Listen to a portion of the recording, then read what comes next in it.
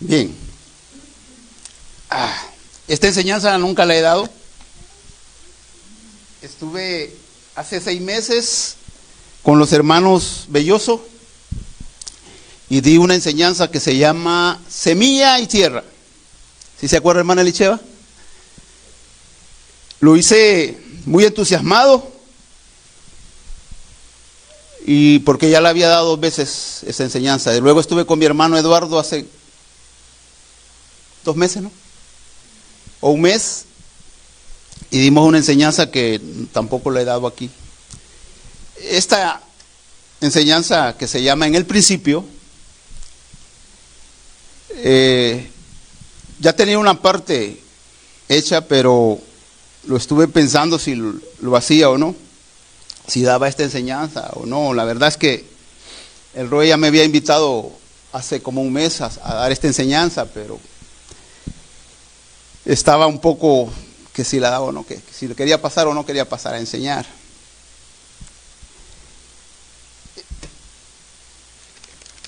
Quiero que vayan a Juan 19, 18. Nos vamos a quedar un ratito ahí. Cuando estén ahí me avisa.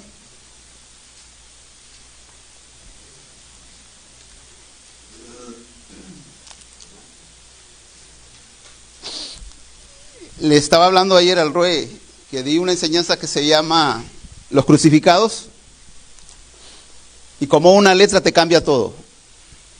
Le agregas o le quitas y le cambiaste todo.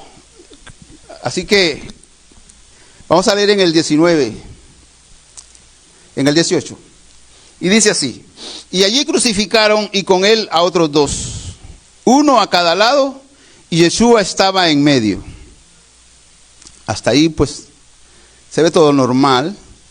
Pero si usted quita la palabra uno, le cambia todo. Léalo sin la palabra uno, por favor. Alguien que lo lea y no diga la palabra uno. A la hermana Elicheva le gustó ese tema porque se lo di y se lo expliqué mejor, ya directamente solo a ella. Y ahí crucificaron con él a otros 2 a cada lado. Ya me cambia todo. ¿Ok? Ahora quiero que se vayan a Mateo 27. Eso fue lo que siempre nos enseñaron. Vamos a ver si logro hallarlo. Mateo 27.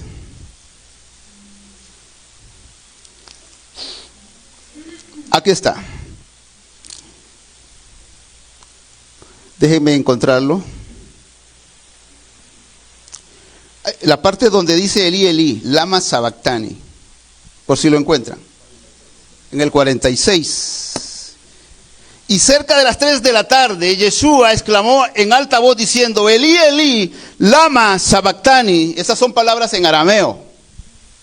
A nosotros siempre nos enseñaron que eso decía: Padre, Padre, ¿por qué me has abandonado? Pero cuando tú vas al arameo no dice de esa forma. En el arameo dice: Padre, Padre, para este propósito fui apartado. Te cambia todo.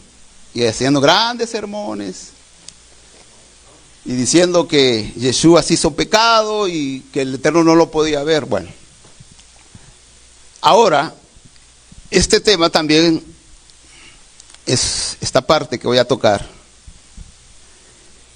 En el principio nos lleva a Génesis, ¿verdad? Y dice aparte: en el principio creó Elohim, bara Elohim, los cielos y la tierra.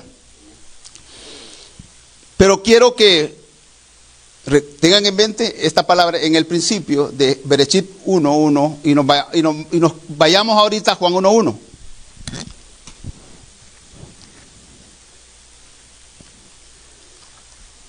Esta parte de Juan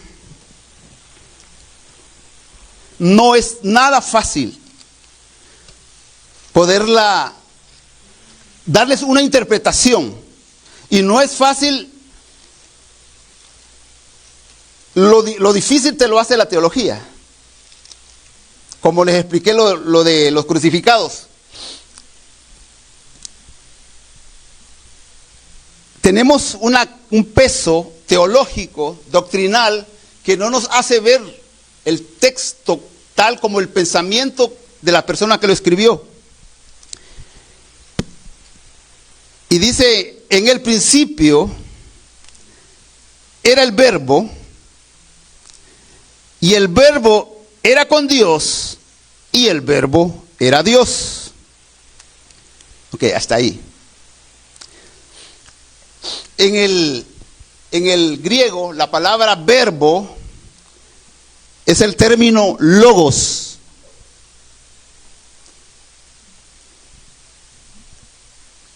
Esta palabra logos puede significar pensamiento, doctrina o palabra, pero hay una pequeña excepción. En Juan 1:1 es un trato o una manera especial. Hay un término judeo-griego que quiere decir que judíos tuvieron que aprender el griego para poder salvar a sus conciudadanos que habían perdido identidad. Por lo tanto, hay partes de la Torá o de la Tanaj, que no se pueden transliterar tal como significaría en el griego. Así que vamos a entrar un poquito más.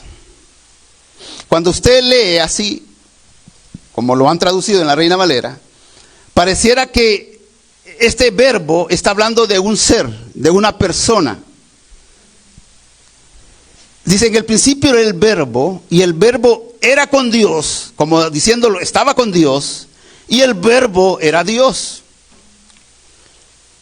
Cuando se traduce logos como el verbo, y lo traducen con mayúscula, lo están traduciendo como si se tratase de un ser, o se tratara de una persona. Pero ¿qué es el verbo? Viene de la palabra griega logos. Ahora preguntémonos qué es el logos. Ya lo dijimos, que encierra un gran número de significados, pero su traducción básica es palabra. Pero el único lugar en donde no lo van a traducir como palabra es en Yohanan 1:1. Es el único lugar. Ya vamos a explicar por qué.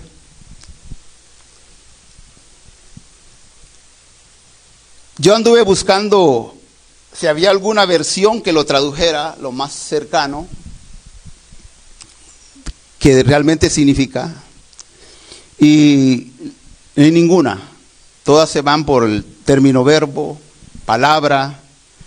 Pero en la Biblia católica latinoamericana tiene unos comentarios muy, pero muy interesantes. Luego lo busqué en la Jerusalén, y sí te dan una noción para que uno tenga una idea de qué está hablando Juan 1:1. Cuando nosotros logremos entender qué significa el término logos en Juan 1:1, vamos a entender qué significa en el 1:14, para no caer en la misma trampa que hacen los traductores. El término mesiánico lo traducen como dabar, ¿ok? Pero también puede traducirse como discurso y pensamiento. Hay un comentario muy acertado en la Biblia católica latinoamericana, en donde se dice que el logos debe de entenderse en este texto como, oigan, la expresión de Dios. No tenga miedo de decir Dios, es un lenguaje. Usted no peca cuando dice Dios. La expresión de Dios. Oiga, la Biblia Jerusalén también hace un comentario muy acertado. No lo tradujo como debía haberlo traducido, pero hace un comentario, así como lo hacía el Scofield. Los que ya tenemos un rato de andar caminando, ya sabemos cuál es la Biblia Scofield. Era la más famosa en nuestro tiempo. Dice, la Biblia Jerusalén también hace un comentario muy acertado de este versículo. El evangelista recoge, oigan, un himno, cuando hablando de Yohanan,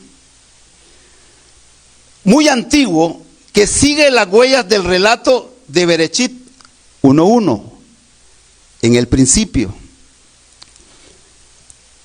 con la cadena marcada por los verbos, dijo Elohim. Para que veamos tener una idea de qué se trata Juan 1:1. Vamos a ir a Proverbios 8:2. Si logro terminar, bien, si no, a la hora yo termino. Proverbios 8:1. Voy a tratar de llegar con ustedes a Proverbios 8:1. Ahí lo vamos a quedar un ratito.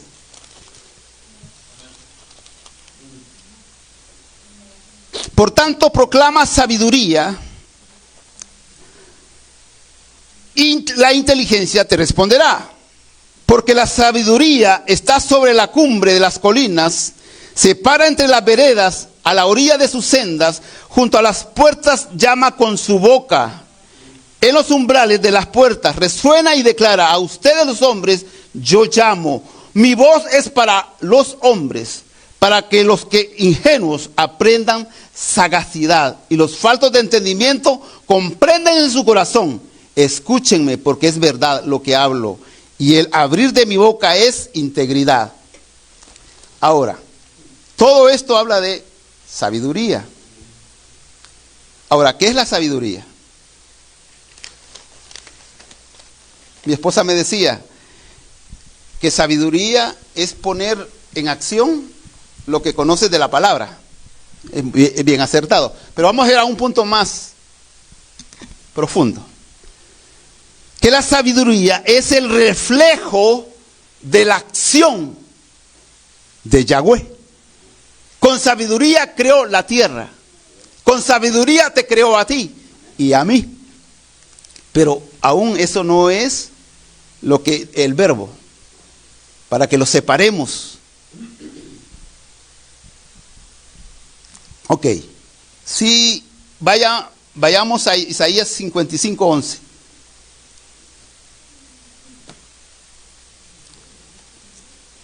Yo creí que otra vez no me iba a dar esto, me pongo muy emotivo. Me pasó en las ovejas también, el primer día que iba a enseñar. Tuve que esperarme unos minutos, que poder estar tranquilo. Isaías 55:11. Así será mi palabra que sale de mi boca. No volverá a mí vacía,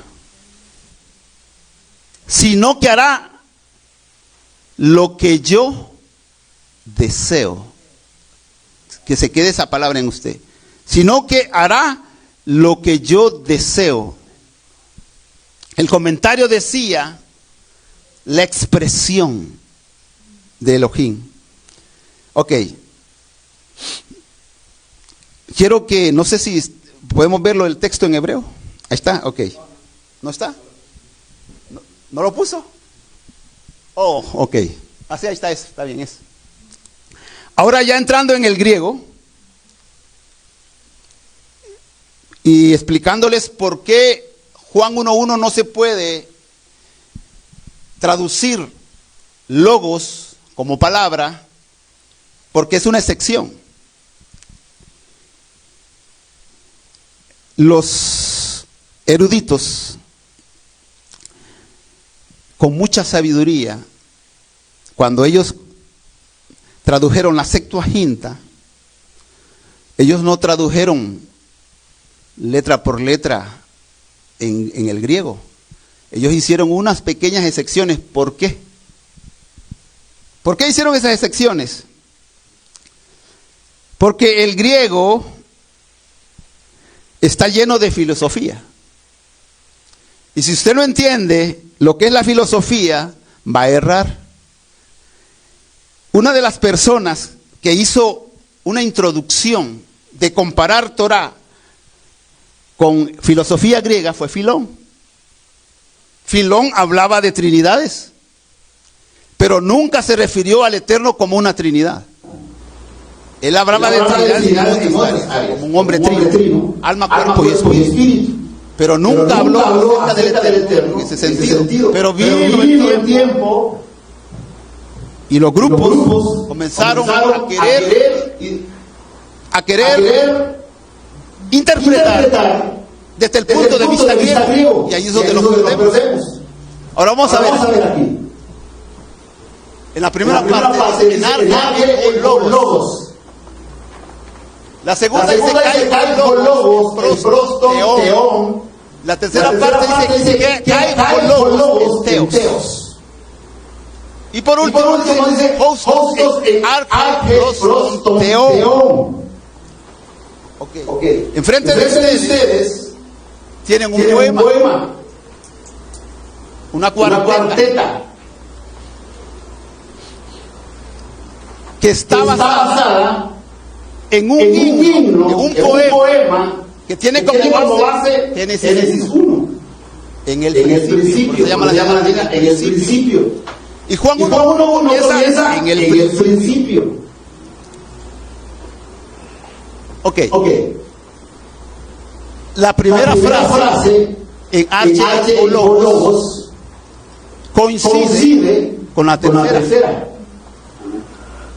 Caen con Logos en Teos. ¿Ok? Ahí la primera pega con la tercera y la segunda tiene coincidencia con la cuarta. ¿Ok? En Arche o Logos. ¿Qué quiere decir? Que ese texto tiene métrica y rima.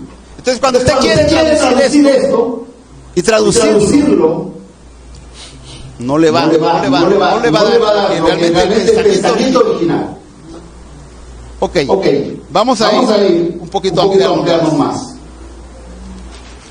Una de las primeras cosas que debemos de entender y que no es fácil de identificar es que esta introducción de Juan 1.1 es un párrafo poético. Pero oigan lo que voy a decir. Solo es Juan 1.1. No es todo el texto del capítulo. Solo el capítulo, el versículo 1 es un párrafo poético. Es una estructura de una cuarteta.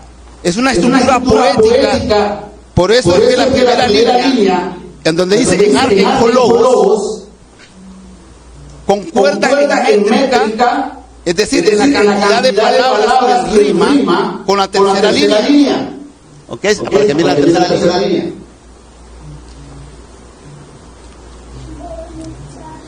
Ok. ¿Cuántas palabras hay en la primera línea? 5. Hoy cuenten en la tercera. Entonces, tiene rima y tiene métrica. ¿Ok? Ya la contamos. Y ahora vamos a ver. Sabemos que eso es un poema. Ya lo puedo identificar. Pero ahora vamos a hacer algo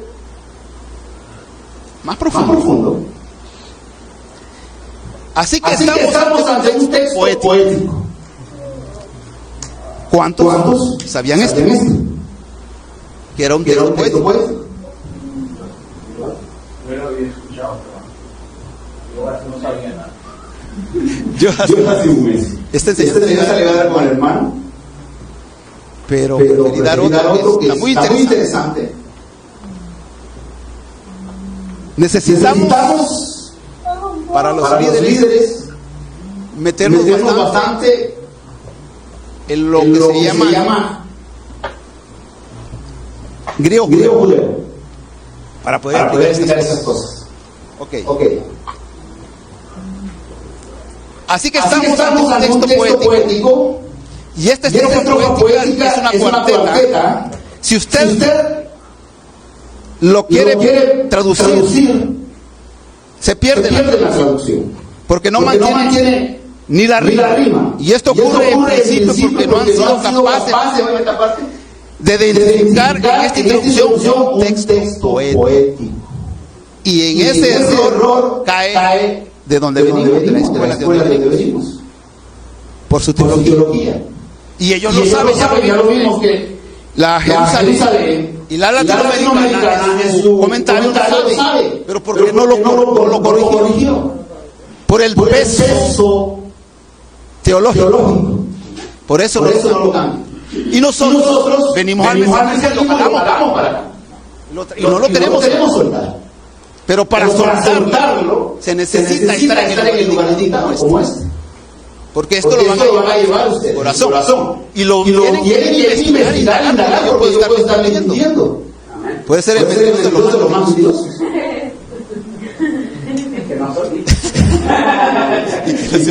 Pero ¿qué es el logo? El logo, entonces. Si no es alabar, si no es la sabiduría, ¿qué es? Si nos enfocamos en lo filosófico, nos vamos a perder viendo traducir palabra por palabra. En términos de la filosofía, hay una palabra a la cual debemos prestar mucha atención. Y es esta palabra arge, no la copiamos. Así como se dice arge con J, que se ha traducido en el principio. No se llama en el principio. Ok, en el principio. Y por eso, primero a ver, 1:1. Esta palabra arge es bastante compleja, porque viene del pensamiento filosófico griego. Y les estaba explicando, no puedo explicar esta parte más adelante, que los sabios cuando tradujeron la Septuaginta fueron muy hábiles para que sus generaciones no llegasen a creer que el Eterno, el Todopoderoso, había sido formado de el arge. Porque al traducirlo, al pasarlo del hebreo al griego, no había otra palabra más que esta. Arge. Y vamos a ver qué significa. Usted lo busca en Google, le da la explicación ahí, que es el arge. Cosa que nosotros no sabíamos. Pero bonito cuando llegas a la fuente que te lo explica. Y dice que el arge, esto es filosófico. Principio, fundamento, origen de todas las cosas. Cuando tradujeron del hebreo al griego, Septuaginta, ellos no tradujeron literalmente. En el principio creó Dios los cielos y la tierra. Ellos pusieron Elohim en el principio. Para que ese principio arge no estuviera por encima de Elohim. Para que se supieran las generaciones que Dios no ha sido formado ni hecho por nada. Porque si ellos ponían arge antes, ese arge significaba de dónde había salido Dios. ¿Sí me estoy dando a entender? Hicieron 13 cambios por el bien de la posteridad. Para que nosotros no fuéramos. Y sin embargo, nos perdimos. Nos perdimos. Pero no fue culpa nuestra, sino que la fuerza, el poder, el ego, es lo que permitió que todavía pero gracias al Eterno nos trajo. Y esto es tan importante. Entonces, arge, miren, principio, fundamento u origen de todas las cosas. Si ellos traducen de esta manera, nosotros anduviéramos enseñando que esa fuente, el arge, fue lo que creó a Dios. Por eso ellos lo hicieron al revés. Dios en el principio creó arge. Entonces Arque, principio, fundamento u origen de todas las cosas, y se refiere a la sustancia o elemento primordial del que se compone y del que se deriva toda la realidad material. No por gusto éramos sabios. Arque sigue en el principio. Esto es griego, filosófico. Buscando explicar el origen y la naturaleza del universo. Por eso, dentro de las oraciones, amo del universo. Para que se sepa quién es el amo. Cuando se enfocan estos versículos con un pensamiento no hebreo, se termina naufragando en las aguas confusas del los hermanos de la casa de Judá. Se comunicaban en griego por necesidad. ¿Necesidad qué? De rescatar a todos los gentiles, a los extranjeros. Entonces muchas cosas que están allí, nosotros creemos que están a nosotros y nosotros a nosotros. Y está difícil. Y a mí me ha dolido. Bueno, entonces, ¿quién soy yo? ¿Dónde estoy yo? ¿Con qué me identifico yo? Así es. Porque cuando me llegó esa información, yo no estaba a gusto, ni dormía a gusto. Pensando en cómo voy a evitar todos esos textos que no cansan, que no pegan. Entonces es el peso teológico de todo lo que me enseñaron. Porque siempre nos hicieron desprenderse de dónde venimos. Entonces le quitaron la razón de por qué el Eterno escogió un pueblo. Y que ahora eso nos pasó a nosotros. Ahora nosotros somos los meros por encima de ellos. Qué error, ¿no? Ok. No creo que pero voy a tratar.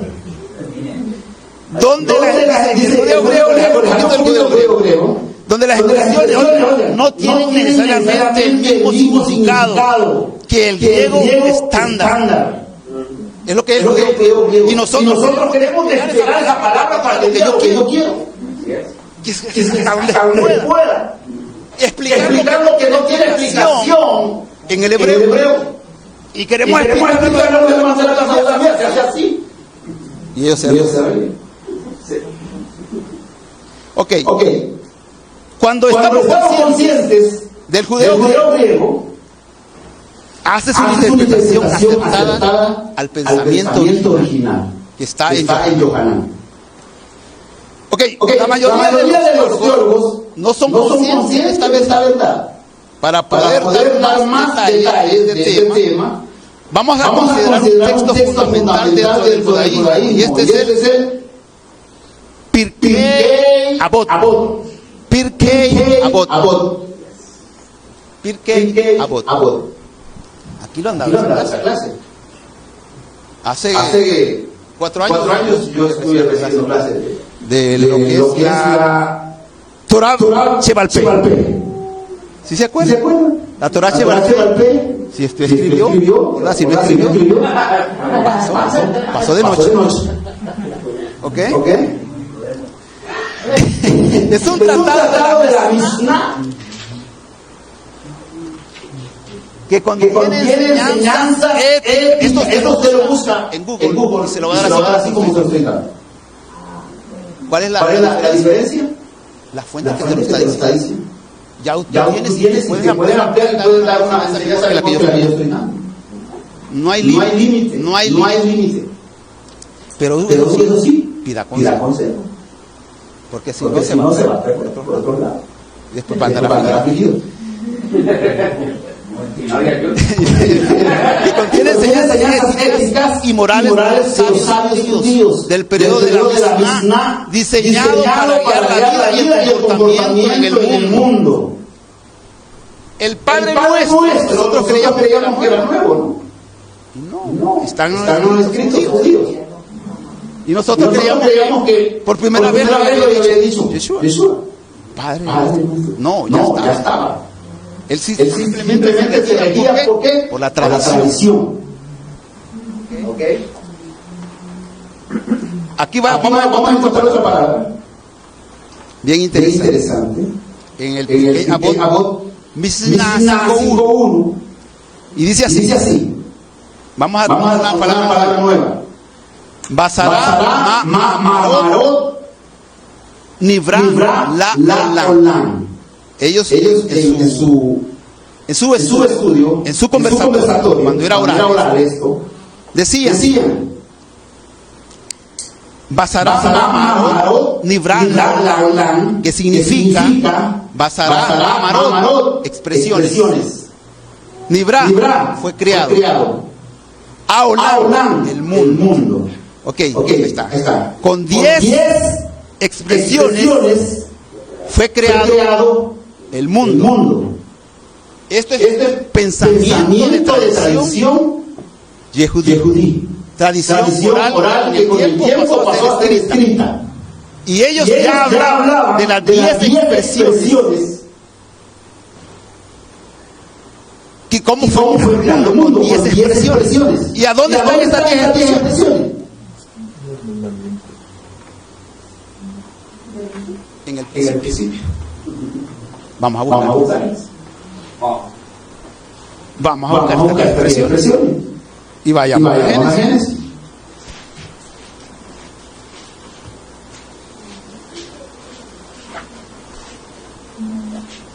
Génesis. Génesis 1. Y la primera expresión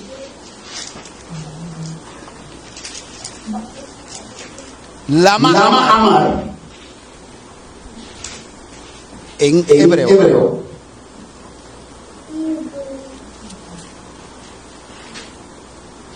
Pero en el hebreo, aquí como este dice Bayomer. ¿Sí?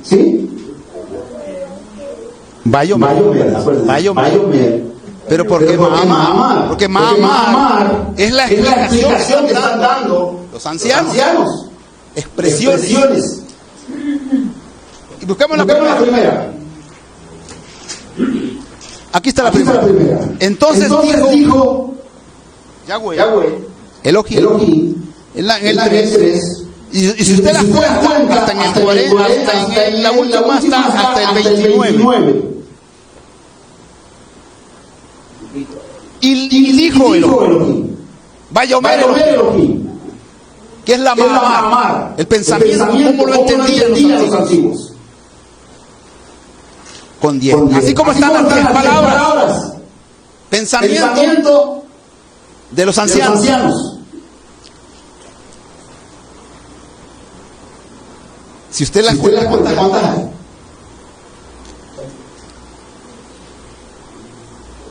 ¿Cuántas? Bayomer. Y dicho por nuestros ancianos, Mahamar.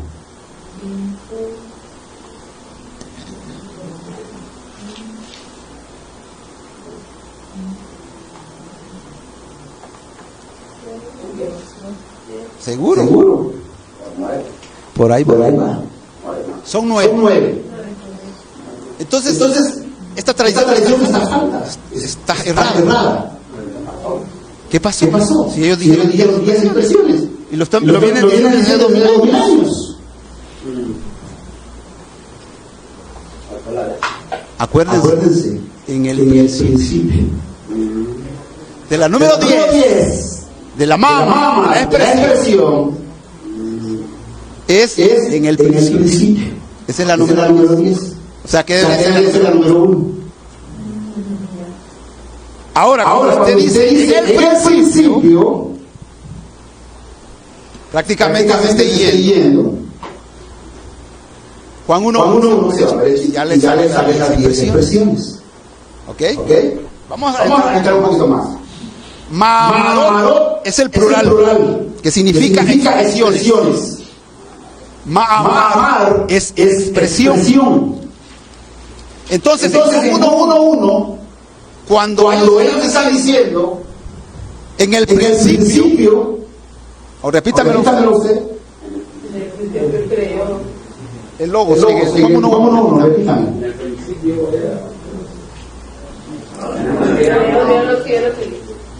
No, en el principio era el verbo. En el principio Pero en vez de decir logos, Era Elohim. ya usted va entendiendo de qué está hablando. No está hablando de la palabra de lavar. Está hablando de la mamá. En griego sería el arge. Era la expresión. Ok. Vamos a entrar un poquito más. Ok, hubo 10 veces. Pero quiero traer otro punto. Llamada interesante que son 10. Que aparece 9, pero los sabios dicen que el número 10 es en el principio. Es la número 10. Y Juan 1 comienza en el principio. Hablando de la mamá, la décima. Pero todavía no hemos respondido.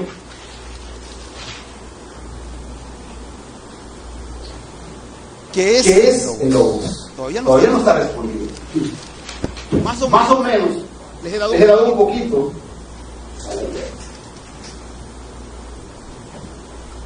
Dijo Dios, Vayomer Elohim. Tenemos solo 9 frases.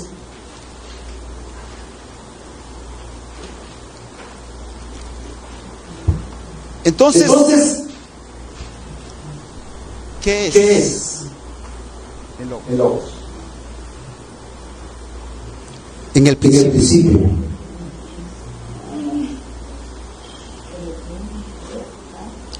Voy a dar la respuesta. ¿Qué es? Cuando usted vea Juan 1:1, usted lo que está leyendo es lo siguiente. Porque dijimos que no es un ser, ni es la sabiduría. Pero váyanse a Isaías 55:11. Nuevamente. Entonces cuando está hablando de 1:1, está hablando de la mamá, de cómo lo veían en el tiempo de Yeshua, los ancianos, y cómo los antiguos lo veían. Por eso cuando Yohanan está hablando, él está identificado con versículo 1:1. Entonces, el logos es la expresión de la voluntad de Elohim.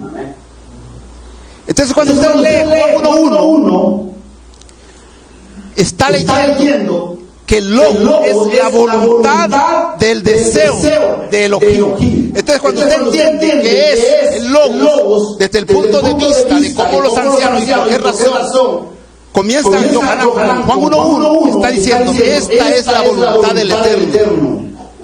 Es la expresión de la voluntad de Dios. Voluntad significa la intención,